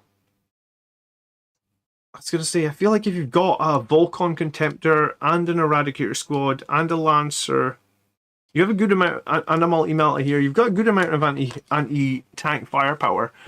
You've also got loads of Infernal Pistols and Thunderhammers, right? Like, tanks aren't really going to be the problem here. The problem might be like lots of 1 wound chaff or stuff like that. But yeah, if you didn't see the bit that I was explaining about the Death Company and Chapter Master rerolls like 20 minutes ago, then wind back and watch that, because if Primaris Dante is the same cost but better, would he be worth the cost? Probably, yes. If Primaris Dante comes out at 165 points and they fix him, they make him anything like the World Eaters characters that just came out, because holy crap, those World Eaters characters are insane. They have a character that has like 8 attacks like Dante, but he's 2 damage and he's ignoring vulnerable saves. You know, make the Axe Mortalis ignore invulnerable saves. Is that what it's called again? It's been so long since I haven't used Dante. I'm sure it's called the Axe Mortalis or something like that. Makes the Axe Mortalis ignore invulnerable saves, and then we're talking, right? Then I'm on board with Dante. Then Dante's going to come and he's going to eat Angron for breakfast. Swap Librarian for a captain, ideally, and a mobile captain at that. So a captain on a jump pack or a captain on a bike. I prefer the bike captain because I think he's a little bit more survivability, but my preference is always to go for more survivable units. I always think that if you survive 1 more turn, even if you did less damage, that 1 extra turn of survivableness or 1 extra turn of survivability will make up for, like, you know, Like if I was going to take a warlord trait that, let's say, gave me +1 damage, or it makes me survive one more turn, I always feel like if I survive that one more turn, then I'll do that extra +1 damage anyway in the extra turn I survived, and arguably maybe I'll hold an objective or something like that. The only other thing to say is Rights of War. You're not... Did I see Rights of War in this list? I don't think I did. Play this list a few times. I always say play the list before you make any changes based on my feedback. Try the list again with Rights of War. Rights of War is arguably, in my opinion, the best warlord trait that Space Marines have access to. I literally don't leave home without it. I feel like it wins me games all the time. Why not? If all they do with the Primaris Stante is +1 attack, +1 wound, I will riot. Cool, me too. What about a Vox buffer instead of a Chapter Master? I don't know if the Vox buffer... Like, if you're going to run that Vox buffer Highland Phoenix, I still think you need the Chapter Master if you're going to run, like, those Turn 1 Forlorn Fury Death Company, right? I could be wrong, but that's how I feel. That Turn 1 Death Company unit is designed to just fuck off 24 inches across the board and kill something. They're not going to be near even a 9-inch aura character. In my opinion, they probably shouldn't be. Okay, if you are enjoying getting any value out of this stream, please do think about hitting the like button. It does help me out so much, and I appreciate it. Okay, next we've got a bike. Who's this list by? Sorry, this is DTM. All right, DTM knows every rule, so I'm expecting this to be a really good, high thought out list. Rights of War and Visage of Death is so strong, says Babel. Yeah, I know that Highland Phoenix, but then you're opening up your character to just get sniped, right? If you move your character 14 inches forward in turn 1 on a bike, not sure. My future list will include 2 or 3 of those Brutalis Dreadnoughts, says Michael. I'm going to be doing a video on the Brutalis this week. I just got the datasheet sent to me today, I think. So I'll give you my opinion on it by the weekend. Alright, Captain on a bike. Gift of Foresight, Combi Melta, Quake Bolts, Rights of War. Cool. 3 CP spent on him, but he is still very good. And he is on a bike, and he is the Chapter Master. We've got Primaris Chaplain on a bike with Exoration of Rage. I was going to say I'm going to confuse why he's picked this, but I see up here he's Born Heroes and Whirlwind of Rage. So rather than +1 to wound, he is getting +1 to hit when he charges, and he's getting Exploding Sixes when he's charged, blah, blah, blah, blah, blah. He's using a Chaplain Aura to give him +1 to wound. He's also using Chaplain Aura to give him +2 to charge, which arguably makes up for both parts of the Blood Angels chapter tactic he's losing. He's obviously the Master of Sanctity because he's going to need these auras to go off. He's also going to have the Vox of Spiritum, and he is going to be the Wise Orator. Okay, so he's going to be casting his auras on 2s. He's going to be giving a 9-inch aura of leadership, and a 9-inch aura of +1 to wound and +2 to charge. It's pretty cool. But he spent like 5 CP on his 2 characters, right? He's got no priest in here. So that's interesting. I feel like the priest is pretty important, especially if you're spending 5 CP to begin with, but we'll move on. Hey Foz, good evening. We've got 2 squads of infiltrators with Helix Gauntlets. We've got 3 squads of 5 Thunderhammer Death Company Marines. So he's going full-on hammers. Even when Fury of the Lost was a thing, I wasn't going this many hammers. But, okay.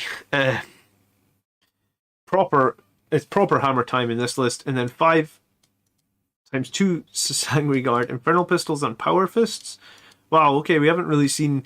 I don't know anyone that's got this many Sanguine Guard built like this, because up until like 2 months ago, these guys were 40 points per model. I had 1 built like this, and he never saw the tabletop until recently. And then we've got 5 Thunderhammers on the Teleporters, right? He's just going all big hitters here. He's got Assault Squad with Combat Pistol, Infernal Pistol, Thunderhammer, Eviscerator, Chain Fist, and then a couple of Plasma Pistols. I'm actually surprised he didn't take the couple of free Meltaguns here, considering how heavy hitter he's going. He's got a Tornado, he's got a Multi-Melta, he's got Heavy Melta Rifle Eradicators, he's got a Fire Strike Turret. Holy shit, no one's run one of these ever. I have one of these with the. I built mine with a twin las cannon. I've never used it. Is the fire strike turret okay to use now? I mean, I can't imagine it's that good, is it? I don't even know what it is. Heavy support. It's kind of like an attack bike with a 3-inch move and a 2-up ballistic skill. So it's just 4 las cannons for 80 points. 2-up ballistic skill. And I guess because it's a vehicle, it doesn't take -1 to hit and move heavy, but it only shoots 3. I guess you're reserving this thing, and you're just hoping that the D6 damage will do something. And you got the whirlwind with the casting launcher. If you don't include the fire strike, you'd always just axe it and swap tornadoes for a regular multi-melt speeder, or you could include incursors or something. Happy punching. Okay, let's see what he said. He's running Bloody Angel successors with Born Whirlwind and Whirlwind of Rage, really leaning into how hard it is to now cheaper bespoke Bloody Angels units with Thunderhammers and Power Fists, as they benefit more from the successor traits comparatively to other units. He's going to take the Primaris Chaplain with the Exoration and Canticle to make up the loss of the Red First and the charge bonuses, although the wound bonus loss isn't the biggest deal, as almost everything in melee is strength 8. By including a 5th hammer per Death Company squad, the Alpha Strike potential is stronger, but you've lost the ability to put them into Assault Doctor, and really people usually run, but it saves you 60 to 120 points by getting to leave the Priest at home, which I still believe is a subpar unit overall. Do you know what? I do agree with that to a certain extent. Like, the Priest, having to spend 120 points on a Sanguinary Priest generally feels bad. I don't like it. My current list is not running a Sanguinary Priest. It feels bad to not have him, but it also feels bad to have to pay 120 points for him. Due to the abundance of -1 to hit weapons in this list, even with board heroes, I'm still opting to run several hit buffs like Chapter Master Reroll, Quake Bolts, Litany of Hate, and of course the Terminators can use Fury the First, and Sanguinary Guard can trigger the Ears of Ezekiel near the Warlord. Okay, so because he's brought so much -1 to hit, he's bought Born Heroes to give him +1 to hit, and he's bought Whirlwind of Rage to give him Exploding Sixes, and he thinks that's going to make up for his lack of +1 to wound, bearing in mind most of his stuff is strength 8. I mean, I guess that makes some sense. It's actually making me freak out because I had to submit my list for my GT today, and I'm now freaking out. Like, should I have been a successor chapter? Should I have done this? Should I have done Born Heroes and Whirlwind of Rage? Would that be better? But no, I mean, in my list, the reason my list works is because I'm getting +2 to charge from Gilliman, so it's a different type of list, but he does make a good point. It'd be really interesting to math that out, actually. Like, take, like, all those Thunderhammers and then work in the chap. It's going to be on the Chaplain Litanies. Chaplain Litanies going off in 2s. They are pretty reliable, but sometimes in a key turn you could lose them. But interesting thought behind, like, hey, if I'm just going to run all -1 so I'm going to run 5, 10, 15, 20, 25, 35, 31. If I'm going to run 31 -1 hit hammers, or equivalent, like Power Fists and hammers, then I feel like getting +1 to hit is going to be more valuable than the +1 to wound. I could argue that, right? I could see the argument behind that. Everything else, infiltrators do infiltrator things. Terminators are my first preferred deep strike unit. I like to have in every list. Assault squads can be used to clear chaff. Land speeders do land speeder things, and they fly 16-8, so they can score behind enemy lines. Eradicators and servo turrets to add a little bit of range punch. They both be strategic reserve and whirlwind to do whirlwind things. Remember what the theme was with your talk with Sam. Playing your army your way is what matters the most. Yeah, that is definitely true. This is definitely interesting though. Like, I don't run. I don't have that many Sanguinary Guard modeled with that many Power Fists for sure. But I guess, like, if and I'm running like Blade Guard, which aren't -1 to hit, and I'm running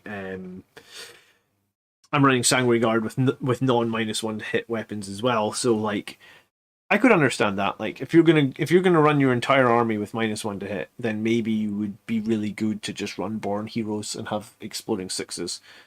Because I think statistically, I mean, I could probably do that really quickly. Like because if you have 31 hammers, right?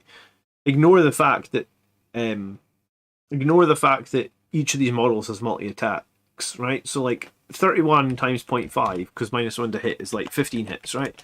But if you had like 31 times 0.66, and then you also have exploding sixes, which is 31 times 0.166.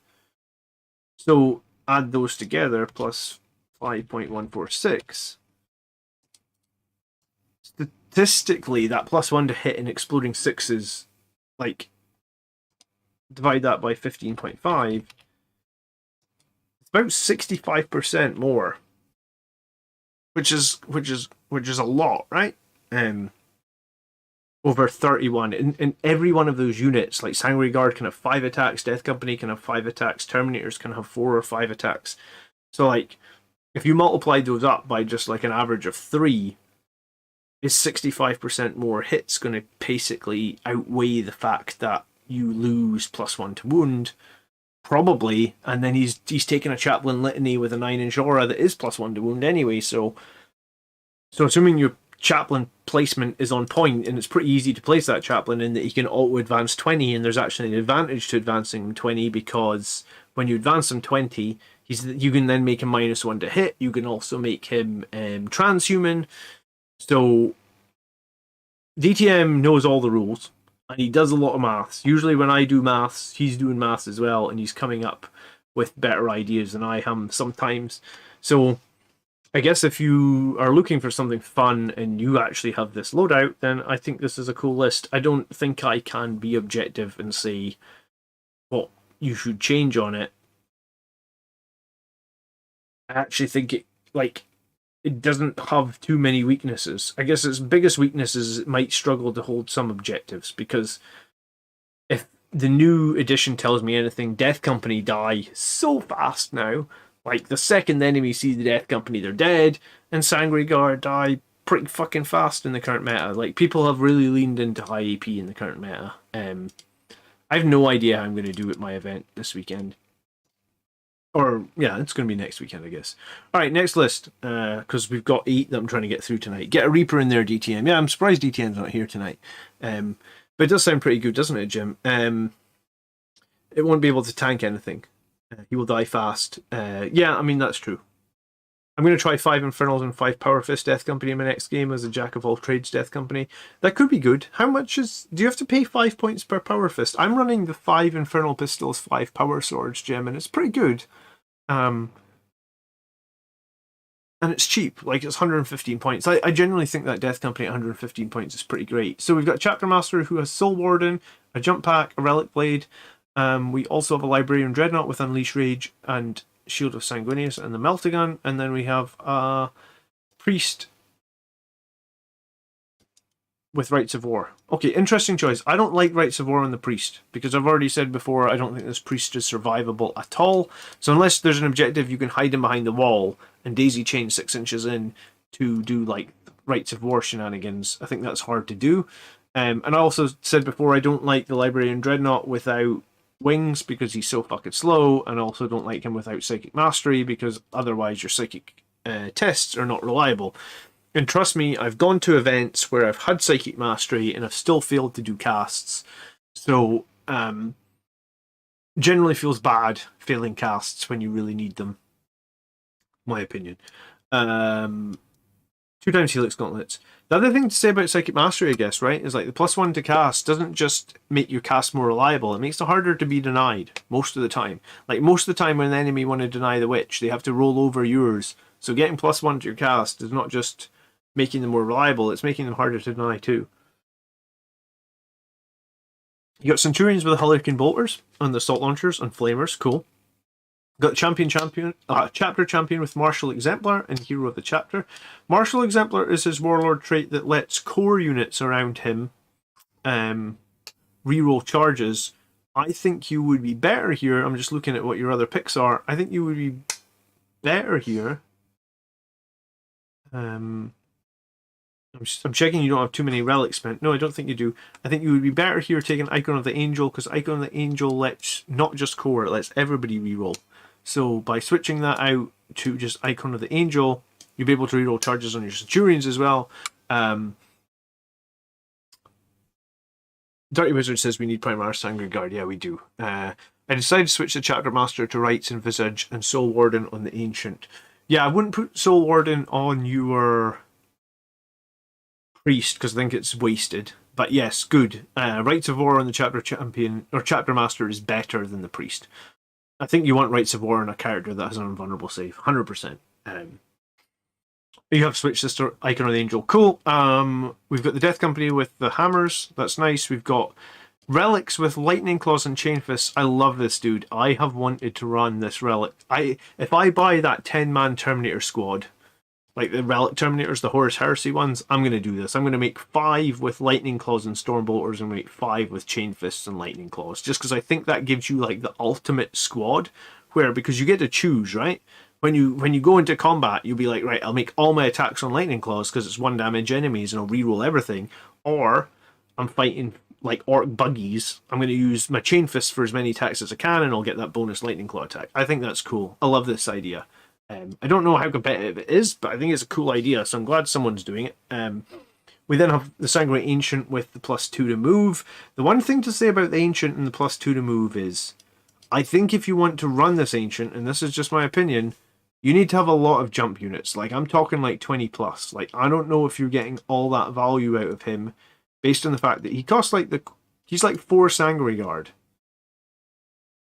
And the way you play this list, or at least the way I play this list, is turn 1, that Death Company are being sacrificed 100%, right? They are jumping 12 inches. If you go first, they're going 12 inches forward from Forlorn Fury, then they're going 12 inches forward, and then they're just going to smack and do something, the most expensive thing you realistically think they can kill, right?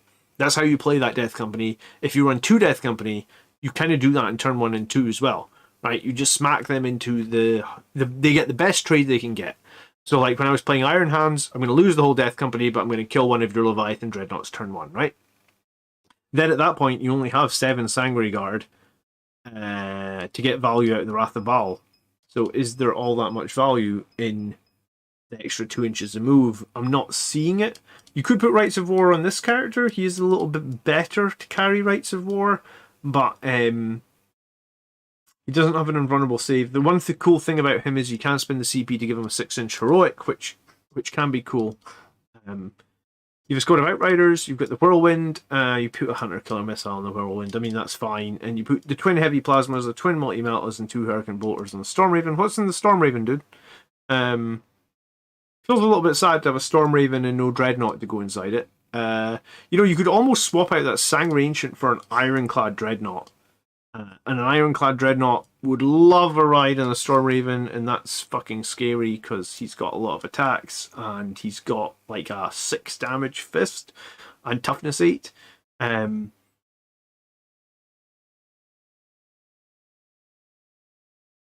maybe you're Librarian Dreadnoughts in the Storm Raven. Okay, never thought of that.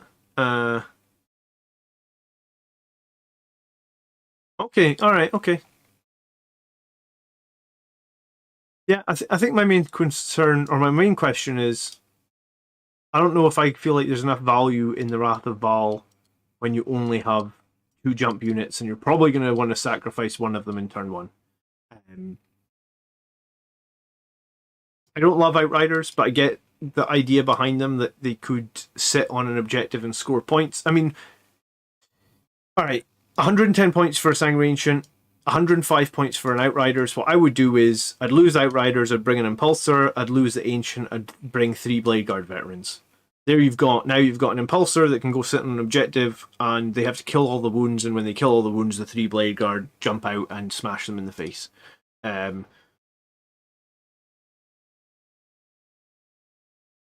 don't think you need an Ancient for +2 to move when you only have 2 squads. And don't get me wrong, like, I love the Ancient, and I used to play him a lot.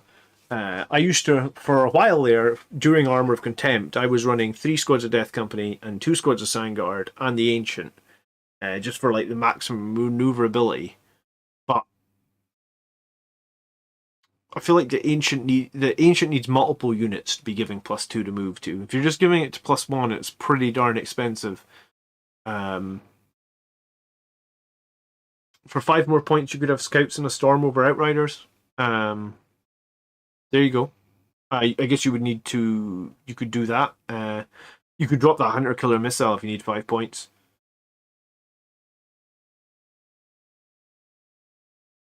Five characters in the list scares me. I mean, 5 characters in the list can goad the opponent into picking assassinate, and then you can try and hide them flaws. That's one thing that Blood Angels are pretty good at doing. You know, if you advance your characters, they can move pretty far. You can hide them. You can make them difficult to kill. Would you consider the Demaliki's Command Rhino with the uplink aura? I feel like it would be useful. I don't know. I mean, I feel like the Impulsor dies pretty quick, Dirty Wizard, and the Impulsor has more wounds and an invulnerable save. Rerolling charges after a Stormraven drop is really valuable. Yeah, I mean, maybe Icon of the Angel could be a better pick here. On the Unfortunately, Librarian Dreadnought can't have Icon of the Angel because he is a character. But yeah, Icon of the Angel in the Chapter Champion. If he's in the Stormraven with the Librarian Dreadnought, then I'm okay. Do you know what? You might even be better just filling up the Stormraven with like Stern Guard or something for like 100 points. Like I'm going to run a squad of Stern Guard at this tournament. So for 100 points versus 110 points in the Ancients, I'm going to get 2 multi-meltas. I'm going to get 3 combi plasmas. Then I'm going to get, like, if I charge, I'm going to get, like, what, 5 power fists and, like, 16 other attacks. Feels like a lot better than what an Ancient's going to offer. Don't get me wrong, I love the Ancient. I just think you need more units. I think the Stormraven is cool. I would like to run a Stormraven myself with the new strategic reserve rules. I assume the Centurions are probably strategic reserved as well. So I know it's 5 characters, but Librarian Dreadnought, the Chapter Champion, the Centurions go in the Stormraven. Trying out the Outriders is a quick response unit. Outriders don't do much killing. That's my main problem with them. So yeah, I think if this was me, I'd try and get like either a 3rd jump unit, so like another Death Company or another Sanguinary Guard, and lose the Ancient and the Outriders. I mean, you could do a bit. I feel like you could do a lot more. Or if you want a fast response durable unit, what about Vanguard Veterans? You know, not many people are doing them, but you could get about 7 Vanguard Veterans with. One second.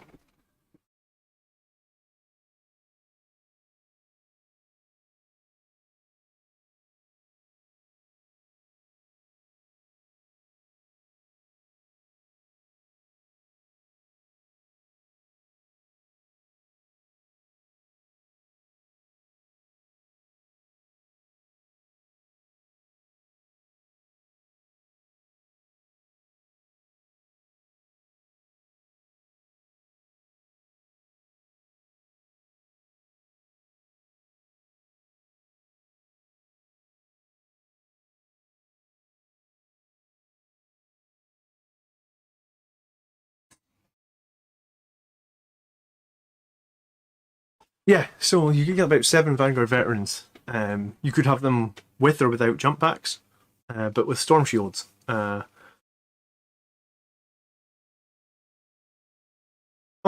cool. Let me know what you end up doing. But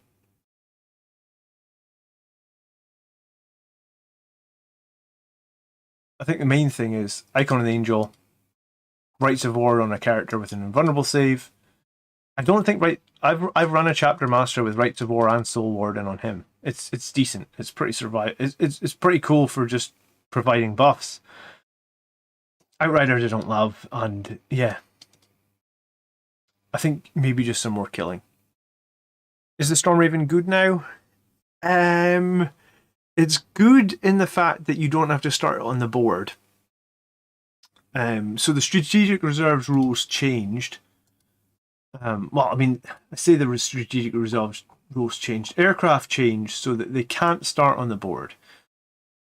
So the aircraft have to start in reserve when they come in turn 2, and when they come in,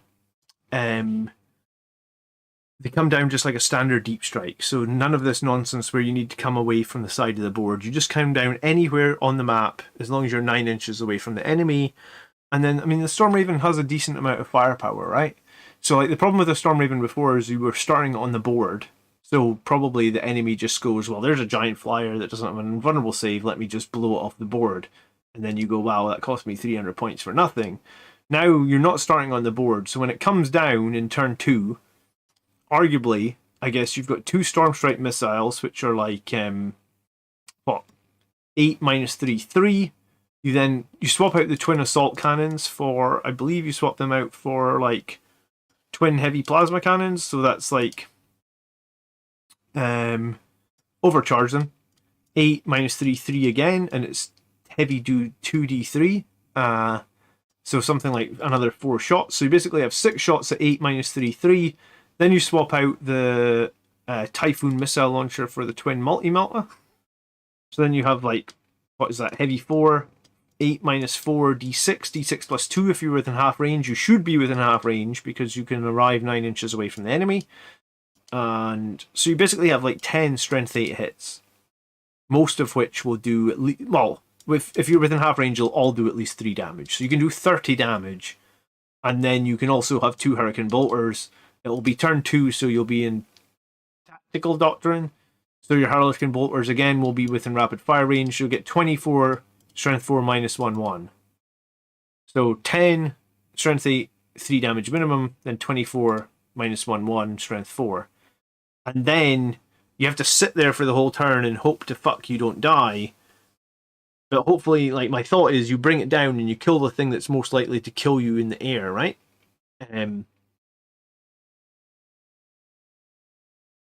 So you bring it down 9 inches away from some enemy, shoot everything you can, hopefully the thing that's going to kill you fly, and then you disembark all the models and make charges. And it's not super unsurvivable. Like, it's 14 wounds T7, and it's -1 to hit. I think it's better if you have some way of giving it an invulnerable save. So, like, when I was thinking about doing this was when I was thinking about doing it, the thing that I was thinking was Shield of Sanguinius, right? Shield of Sanguinius is a psychic power that you can give a friendly unit within 18 inches of the Psyker and a 5-up invulnerable save.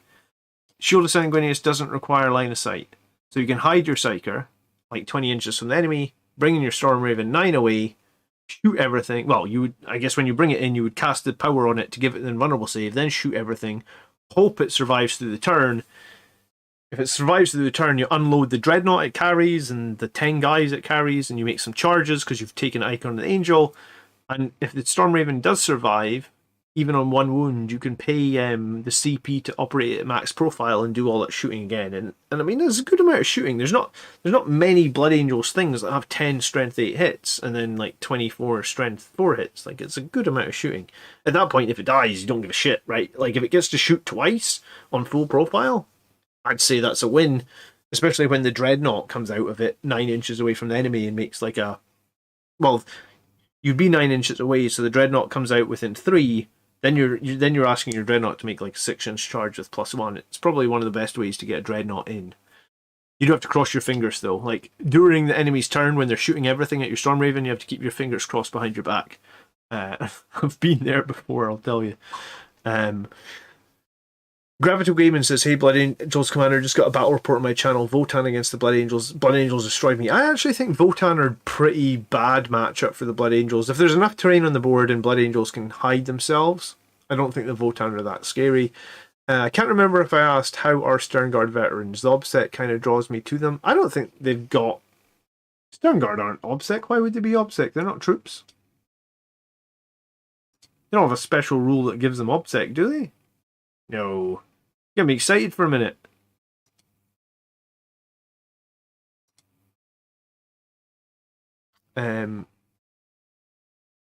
Jeremy says I want to do something similar.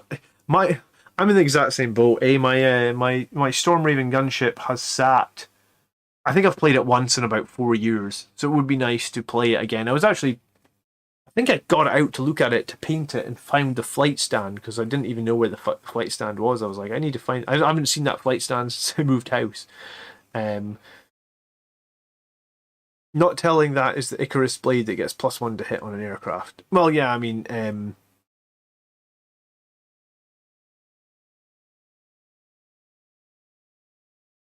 I haven't read the rules for the Brutalis. That's my plan for tomorrow. Read the rules on the Brutalis, make a video on the Brutalis. That's what I'm doing this week. I actually started on a different video last week, but I'll do Brutalis since it's like front and central and it'll be trending and people want to see about it. Alright, last list for tonight.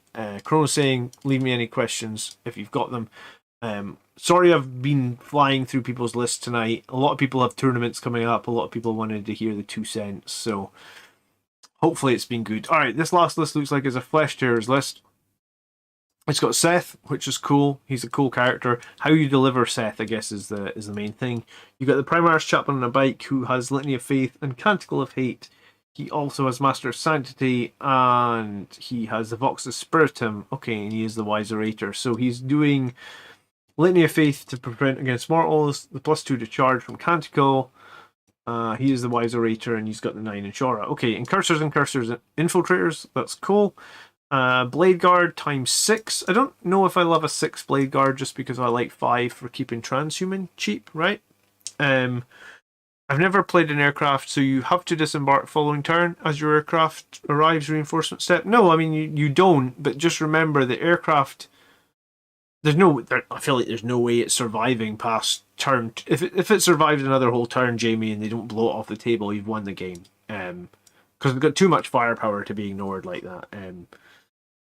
You got the Company Champion with the Blade of Triumph, and you've got the Martial Exemplar, so he's giving core reroll charges. You've got a Death Company. It's important to note these Death Company are not jump pack units, so they're probably deploying somewhere with Seth, I'm guessing, in a drop pod, probably Seth in the drop pod. In that case, these Death Company really should have power swords and infernal pistols, because that shit is free, and why would you not want that over bolt pistols and chain swords?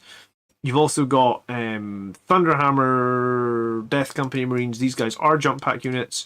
You've got 6 Sanguinary Guard with 1 infernal pistol and a bunch of bolters. I'd go more infernal pistols on here if you can. And another squad of Death Company with axes and swords, more infernal pistols if you can. I understand right now it's annoying that they've changed this, and if you built your guys all with bolters, then fine. I built a lot of mine. You can combat squad Blade Guard veterans in 6s. Good to know, Babo. I've never run them as a 6, and I've never combat squad them. Thanks for pointing that out.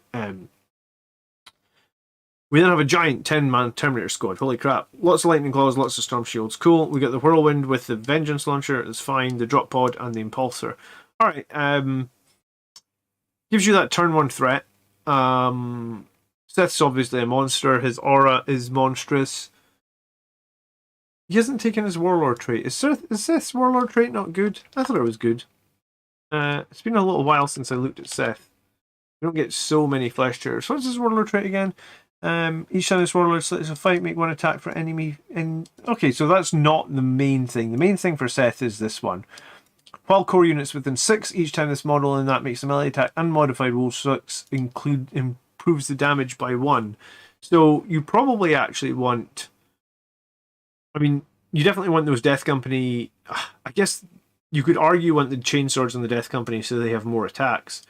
You would arguably, you probably actually do want Vanguard veterans with double lightning claws in the Impulsor, because every 6 on a lightning claw is going to do 1 extra damage, and lightning claws gives you the full rerolls on wounds.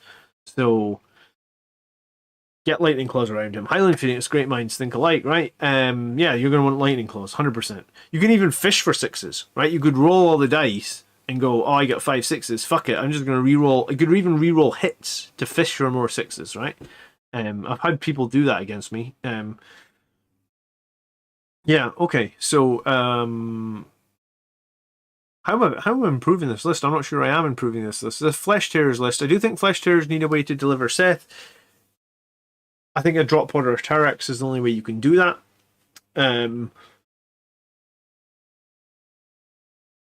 think you definitely need to improve, like, I would 100% improve the unit of Death Company Marines there in terms of, like, better. I think chainswords are just too low AP. You're not going to be in Assault Doctrine or anything when Seth arrives, so your AP is going to be -1. If it was power swords, it'd be it'd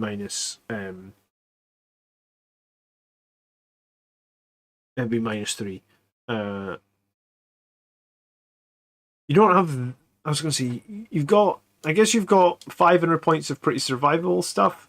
You don't have any shooting in this list, so you may struggle into some armies that are going to be like trying to keep max distance based on terrain. Um, you could get company veterans in there because they can have a smaller unit size. That's very true.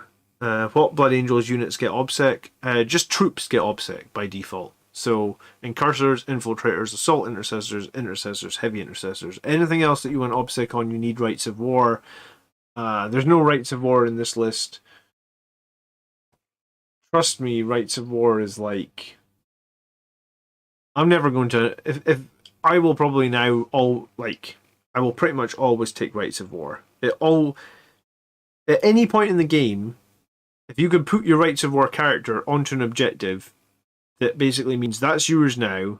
It's not the enemy's. They lose 4 points at the start of their turn. If your character's still alive and you get 4 points at the end of your turn, it's an 8-point swing. You do that twice in the game, and like sometimes I've just kind of already just won the game, right?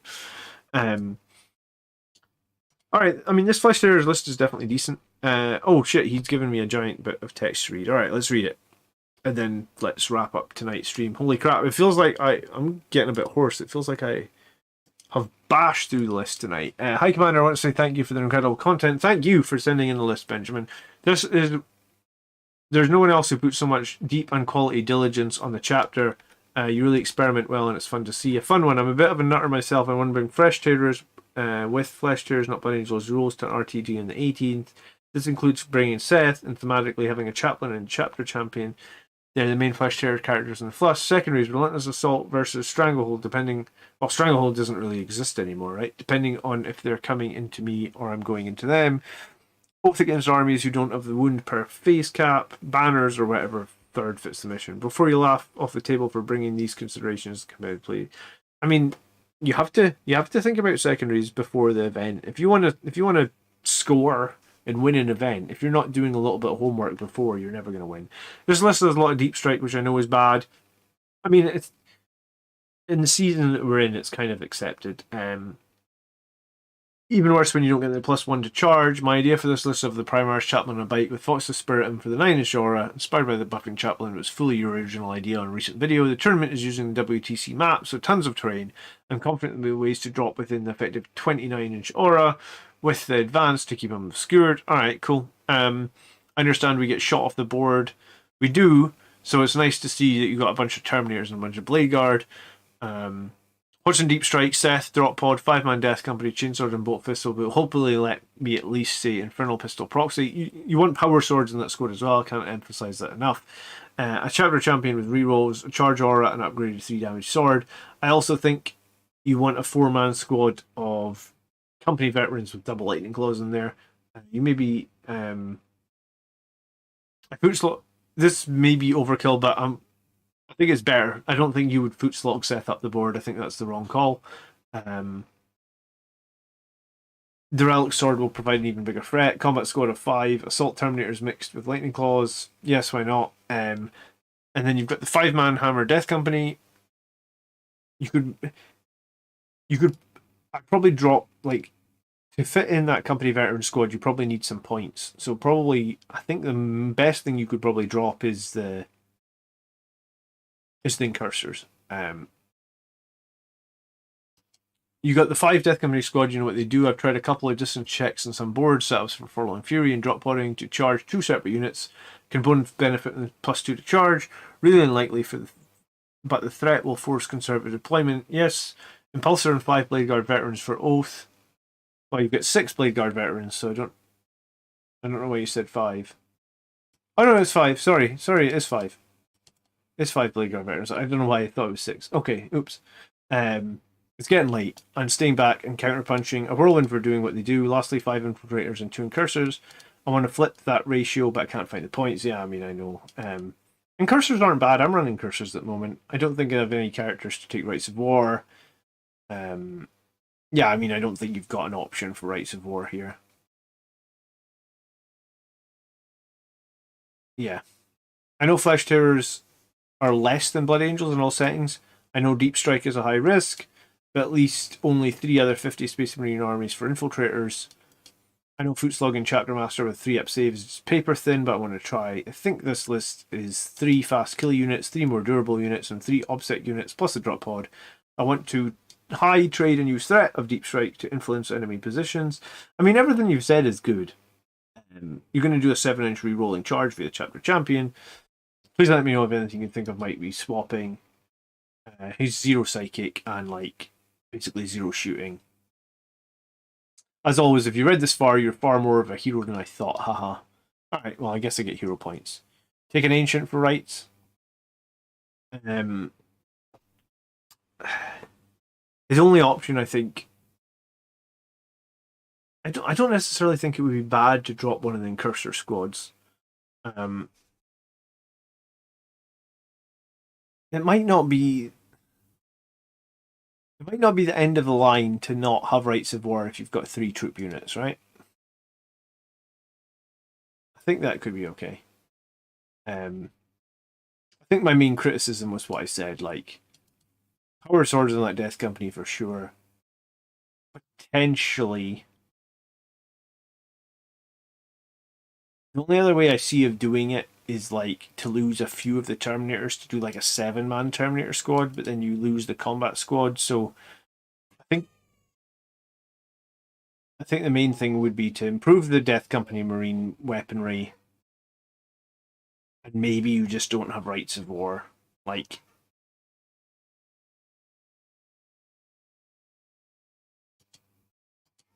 yeah. Okay. It's been pretty in depth tonight.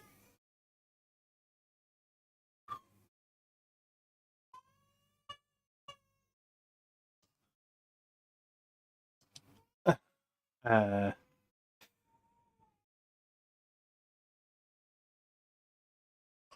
I don't leave home without my ancient, to be honest, but I also run 25 to 30 jump models. Then for sure run the ancient. I mean, he's got 15 jump models. You're right on the verge of having the ancient.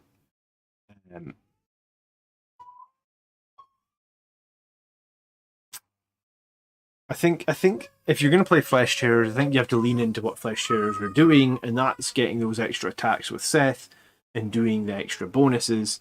So I think it's just you're not going to have Rights of War on this list. I think you can live without it. You're trying to alpha strike them a bit because of your Flesh Tearers, and my final thought on that is like go for it, do your alpha strike, kick some ass, your Flesh Tearers. And on that note, I'm going to go deal with my kids and call it a night. Thank you so much for watching. Please hit the like button before you leave tonight. We're going to try and do 8 lists again next week. Or maybe it'll be the week after because I've got my GT next week. We'll see. I'll try and get a video out on the Brutalis or some of the other nice, sexy stuff that we've got going on right now in this next week. So enjoy your week. Thanks again for watching. Hit the like button if I didn't say that already, and subscribe if you're not a subscriber, if you want to see more Blood Angels content, because that's what we do. Apparently we do Flesh Tearers and we do Born Heroes as well. So thanks so much. Hope you guys had a great weekend. We'll see you in the next one. Peace.